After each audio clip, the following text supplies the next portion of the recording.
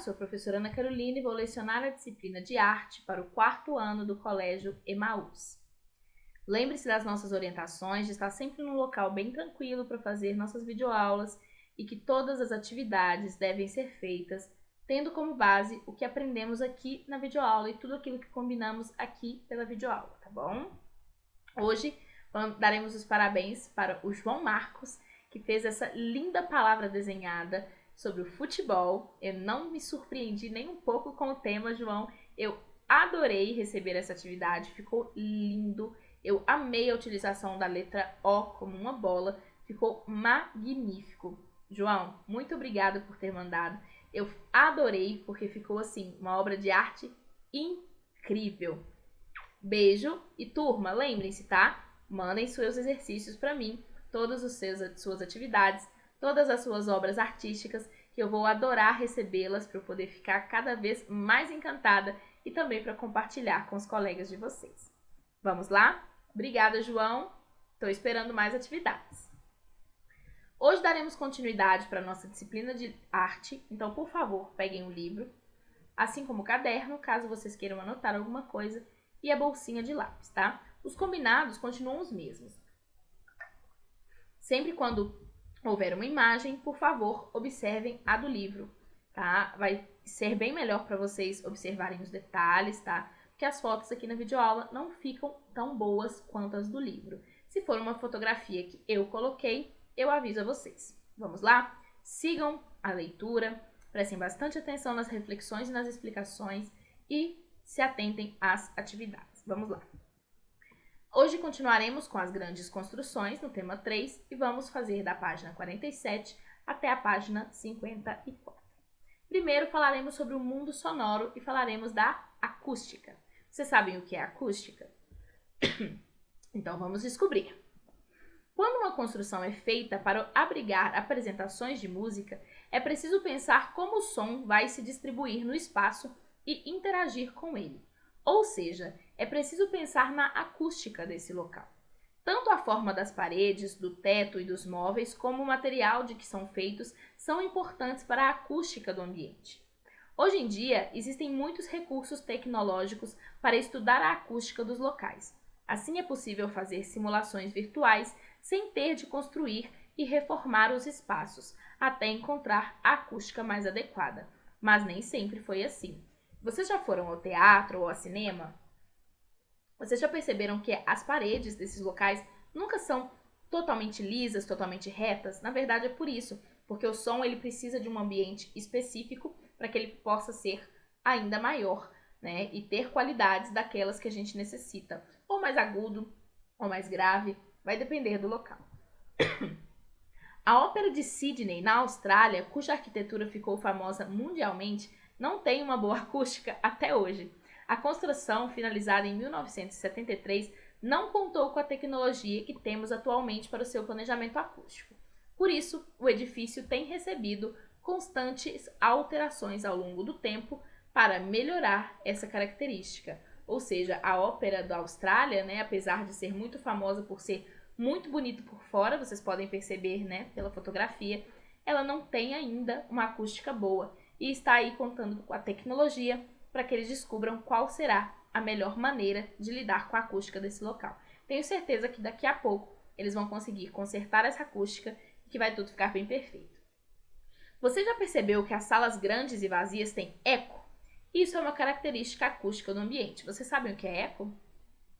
Eco é quando a gente fala algo e aquele som fica vibrando, né? Fica parecendo como um eco, né? Em cavernas, isso é tão grande que às vezes o eco chega a repetir o que a gente fala. A gente fala eco, e aí é como se a caverna respondesse. Fica eco, eco, eco, até que esse som suma.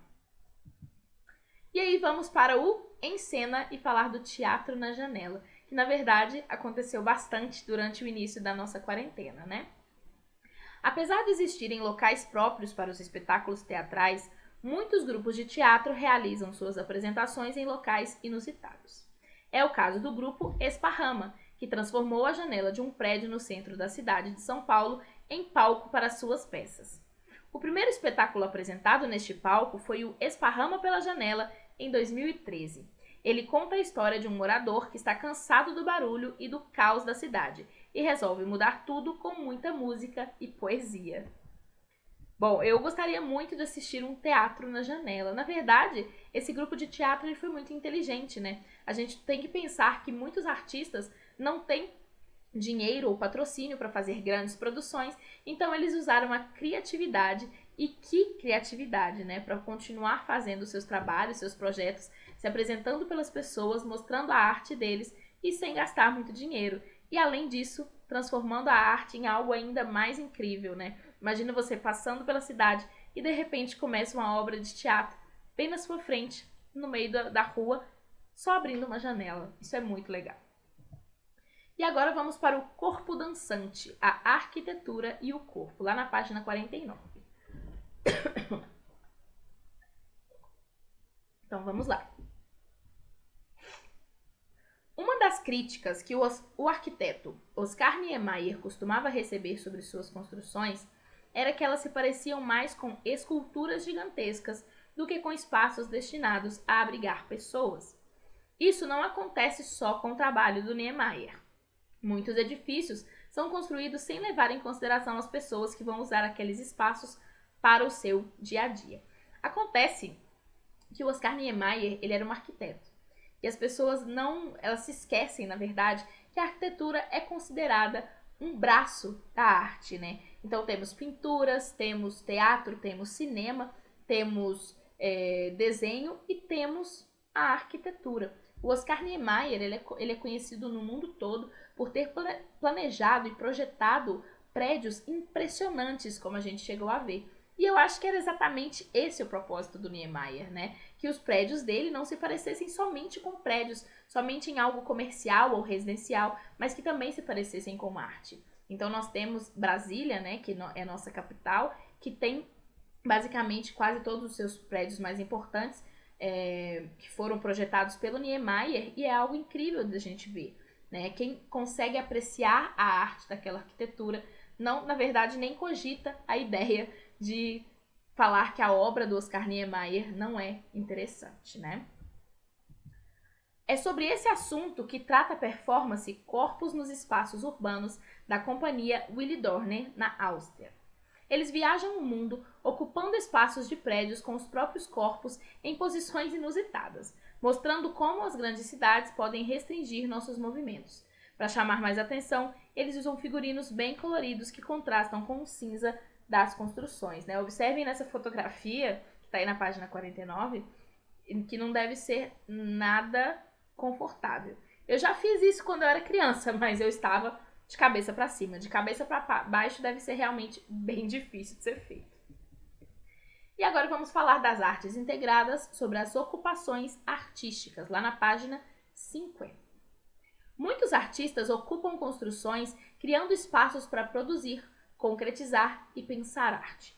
Isso é o que chamamos de ocupações artísticas. Em geral, as ocupações artísticas transformam prédios, fábricas e outras construções em ateliês e espaços de exposição e apresentação de arte.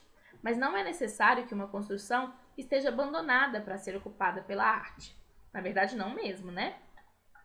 Nós temos aí vários artistas que fazem seus trabalhos e suas ocupações nas ruas, nos becos da cidade, né? O coletivo Aparelho realiza ações artísticas no mercado do Porto do Sal, que fica em Belém, no Pará, possibilitando que as pessoas que circulam por ali ou trabalham no local tenham acesso à arte. As ocupações artísticas são capazes de nos fazer refletir sobre a relação que temos com os espaços urbanos, né? Aqui a gente tem que pensar um pouco sobre. Imaginem que vocês estão saindo para o colégio, né? Ainda vocês estão cansados, não dormiram bem à noite, não estão se sentindo muito felizes, é aquele dia bem difícil. E aí vocês estão aí com a mamãe, com o papai, andando pela rua e de repente começa uma obra de teatro bem ali na sua frente. Você não precisou pagar ingresso, não precisou se arrumar, colocar uma roupa, ir para um prédio, né? E ali está a arte na sua frente, né? Imaginem vocês estão andando e aí de repente vocês observam um muro e alguém fez um desenho, né? Uma arte nesse muro e transformou tudo em colorido, que era cinza antes, agora ficou colorido. Ou então vocês estão dentro de um ônibus e de repente entra um músico para fazer as suas apresentações e começam a cantar uma música e vocês se tornam alegres, né? Então o que acontece é que a gente precisa refletir sobre como os espaços urbanos, né, os espaços das grandes cidades, elas hoje são ocupadas pela arte. É muito comum, principalmente no centro de Belo Horizonte, né, em alguns bairros com mais pessoas, né, com mais circulação, não agora, né, a gente está vivendo um momento de pandemia, mas como existe a arte onde quer que a gente olhe, sempre vai ter alguém tocando um violão, cantando, uma pessoa vestida de palhaço se apresentando para as pessoas, grupos de teatro na rua. Então a arte, ela está estritamente ligada e se relacionando com os nossos espaços urbanos hoje em dia. A gente não pode mais pensar somente em um prédio para poder fazer teatro ou uma casa de shows para poder se apresentar com música, porque na verdade não está bem assim. Vamos para o desafio visual do Rui Otaki. A arquitetura é a arte de idealizar e construir espaços para abrigar as diferentes atividades humanas. Assim, uma casa, uma escola, um hotel, um hospital, um prédio ou uma fábrica são obras de arquitetura. Como na arte, cada arquiteto desenvolve seu próprio estilo. Nesta página você pode apreciar uma das obras do arquiteto carioca Rui Otaki e o croquis feito para ela, isto é, o esboço do projeto. Observe atentamente e responda as perguntas. Vocês sabem o que é um croquis? O que é um esboço? Bem, vamos ver. Mas primeiro vamos observar este prédio. Tá lá na página 53, essa fotografia. Percebam que ele realmente não é convencional. Há uma entrada, né, menor, com umas tintas listradas, onde parece ser um grande corredor. O prédio em si é semicircular, né? Nós temos aí um pequeno círculo acima de um grande vão, né? E do lado temos um prédio que parece muito, né, lembra muito um martelo. Que atividades você imagina que são realizadas nessa construção? Onde você imagina que é a entrada deste prédio? Que materiais foram utilizados em sua construção? Que diferenças você percebeu entre o croquis e a construção? Vamos observar esse croquis, né? Ele é muito facilmente reconhecível. Nós percebemos que é este prédio, mas ele realmente não tem os detalhes, né? E se vocês observarem este primeiro, no prédio, né, nós temos mais detalhes porque ele já está finalizado. Então nós temos ali os materiais utilizados, né? O vidro, temos latão, temos cerâmica, temos, claro, né, o concreto, e neste caso nós temos apenas o croquis, que é o desenho inicial. O croquis, ele normalmente é um desenho inicial que a gente faz, que os arquitetos fazem, que os estilistas fazem, para antes de que realmente aquilo se torne uma obra. Né? Normalmente em desenho, quando a gente faz essa primeira arte, nós chamamos de esboço, mas também serve croquis. Bom, olha que legal estes croquis, né? E vamos falar sobre o experimento artístico, os croquis. Muitos artistas utilizam nanquim para desenhar seus esboços e projetos arquitetônicos, também conhecidos como croquis. Que tal criar um croquis para uma construção utilizando nanquim e bico de pena? Pode ser um museu, um hotel, um prédio comercial. Na verdade, gente, essa atividade é um pouco complicada para a gente fazer agora, então essa é uma daquelas atividades que a gente só vai refletir sobre elas, tá? Porque o nanquim, ele realmente não é tão fácil de conseguir para que vocês possam fazer isso em casa, tá? O nanquim, ela é uma tinta oriental, né, que tem sua origem, se eu não me engano, no Japão, e é uma tinta bem escura, bem densa e que permite que os croquis sejam feitos dessa maneira, né? Na verdade, é bem legal. Olhem só esses dois outros croquis, que interessantes que eles são, né? A gente quase não reconhece o que é, mas quando a gente observa a obra feita, a gente fala, ah, entendi. Então aquilo era uma escada. Isso é bem legal. Bom, e o projeto de ocupação, na verdade, é uma atividade que a gente também não vai conseguir fazer tão facilmente. Vamos ler? Caminhe pela sua escola e encontre um local onde possa ser ocupado com arte. Tire uma foto do local, imprima e colhe nessa página. Crie sua própria ocupação artista, recortando imagens e revistas e jornais e colocando-as sobre a foto. Você também pode utilizar uma folha de papel vegetal para desenhar por cima da foto. Depois de pronto, mostre seu trabalho para os colegas e converse com eles sobre as diferentes ideias.